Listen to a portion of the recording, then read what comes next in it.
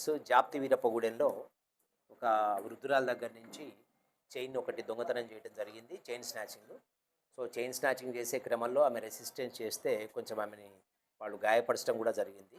దీనికి సంబంధించి జిల్లా ఎస్పీ గారి ఆదేశాల మేరకు Miryalaguda rural CI PND Prasad, SI Lakshmaiah వీళ్ళందరూ ప్రత్యేక బృందాలుగా ఏర్పడి ఇమీడియట్గా మేము చేసినటువంటి ఎఫర్ట్స్లో దీంట్లో ఈరోజు ఈ చైన్ స్నాచింగ్కి ఇన్వాల్వ్ అయినటువంటి నలుగురు ఎక్యూజ్ను కూడా మేము అరెస్ట్ చేయడం జరిగింది.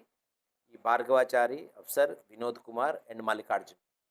దీంట్లో ఈ మొట్టమొదటి ఇద్దరు కూడా ఈ చారి అండ్ అఫ్రోజ్ వీళ్ళిద్దరు కూడా ఫిజికల్గా ఆమె దగ్గరికి వెళ్ళి ఆమె చిన్న షాప్ నడుపుతారు. ఆ షాప్లో వెళ్ళినప్పుడు ఆమె ఏదో వీళ్ళకి సామాన్ ఇచ్చిన తర్వాత ఆమె వెళ్తుంటే వెనక నుంచి అటాక్ చేసి ఆమె రెసిస్ట్ చేస్తే ఆమెను కొట్టి చైన్ గుంజుకొని వెళ్తారు. దీనికి సంబంధించి అదే విలేజ్కి చెందినటువంటి వినోద్ కుమారు ఇతను రక్కి నిర్వహించి మా ఊర్లో ఈ టార్గెట్ సాఫ్ట్గా ఉంది, ఈ మహిళ దగ్గర మనం కావాలంటే దొంగతనం చేయొచ్చు అనేటటువంటి సమాచారాన్ని తన స్నేహితులైన వీళ్ళిద్దరికి ఇవ్వటం, దీంట్లో ఇంకొకతను కూడా పార్టిసిపేట్ జరిగింది. సో వీళ్ళ దగ్గర మనం 24 గ్రాముల బరువు గల ఒకటి గోల్డ్ చైన్, దాంతోపాటుగా 3 బైక్స్ మనం రికవరీ చేయడం జరిగింది. ఈ 3 బైక్స్లో 2 స్నాచింగ్కి ఉపయోగించినవి, మూడవది వీళ్ళల్లో ఈ A2 దొంగతనం చేసినటువంటి బండి A1 A2. సో ఈ మొత్తం అంతా కూడా లాస్ట్ ఒక 15 డేస్లో స్పెషల్ టీమ్స్ని పెట్టి చేయటం జరిగింది. దీంట్లో మాకు ముఖ్యంగా టెక్నికల్గా సీసీ ఫుటేజ్ అనేది మనకి చాలా ఉపయోగపడింది.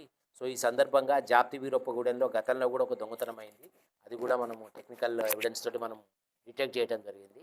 సో మిర్యాలగూడ మండలానికి సంబంధించినటువంటి అందరూ గ్రామ సర్పంచ్లకి కొత్తగా ఎన్ని వాళ్ళందరికీ కూడా మీ ద్వారా మా అప్పీలు, దయచేసి మీ ఊర్లలో సీసీ కెమెరాలు ఏర్పాటు చేసుకోండి.